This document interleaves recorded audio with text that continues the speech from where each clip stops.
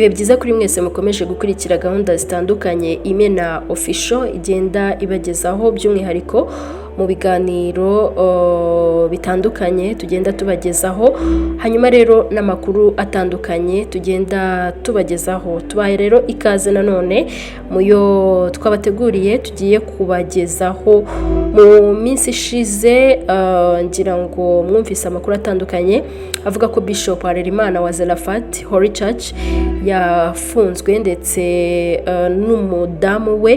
Kuri ubu rero inkuru nshya ihari cyangwa se uko byifashe kugeza ubu nuko Bishop Harerimana wa Zarephath Holy Church yafunguwe by'agateganyo agatanga ingwate y'inzuye. Urukiko rw'ibanze rwa Kicukiro rwategetse ko Bishop Harerimana wa Zarephath Holy Church n'umugore we bafungurwa by'agateganyo, hanyuma inzu yabo ya miliyoni 60 z'amafaranga y'u Rwanda ikaba ingwate. Kuwa 29 Ukwakira uyu mwaka wa 2024 Bishop Harerimana n'umugore we bakekwaho ibyaha bitatu birimo kwihesha ikintu cy'undi hakoreshejwe uburiganya, gukangisha, gusebanya ndetse no gukwirakwiza amafoto y'imikoreshereze y'ibitsina.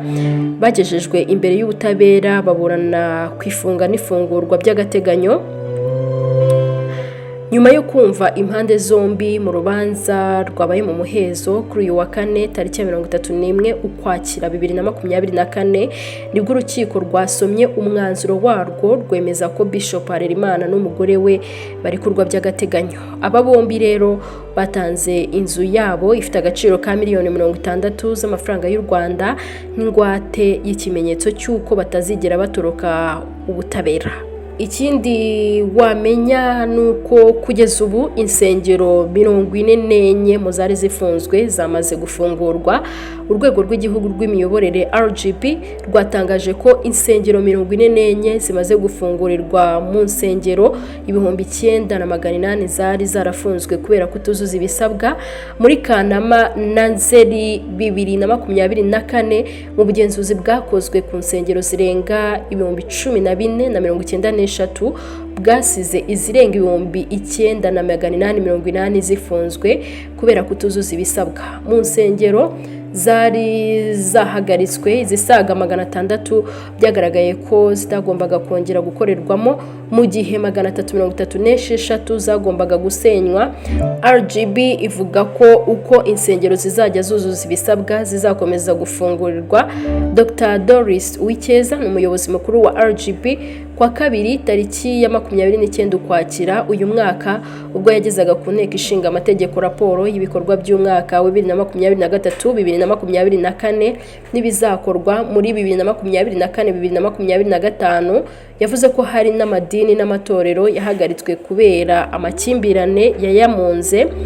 Yahamije ko nyuma yo kuzuza ibisabwa abafungiwe insengero batahagaritswe burundu bongera gusaba bagafungurirwa insengero kandi babihabwa nyuma yo kugenzura neza ati zo zafungiwe nk'ubuziranenge bw'imyubakire, bagiye babwirwa ibyo bagomba kuzuza kugira ngo bazongere gufungurirwa. Kuri ubu izemerewe gufungura ni insengero zigera kuri 44 kuko zagiye zigaragaza ko zujuje ibisabwa kandi ubugenzuzi burakomeza kuzigenda zuzuza ibisabwa zikagenda zisaba gufungurirwa. Yavuze kandi ko bagiye basanga hari insengero zikora zifunguye ariko zitanditse zidafite ubuzima gatozi zitemerewe gukora nazo zagiye zifungwa. Depite Nizeyimana Pierre avuga ko ibibazo by'insengero zafunzwe bikwiye ko bitangwaho umurongo.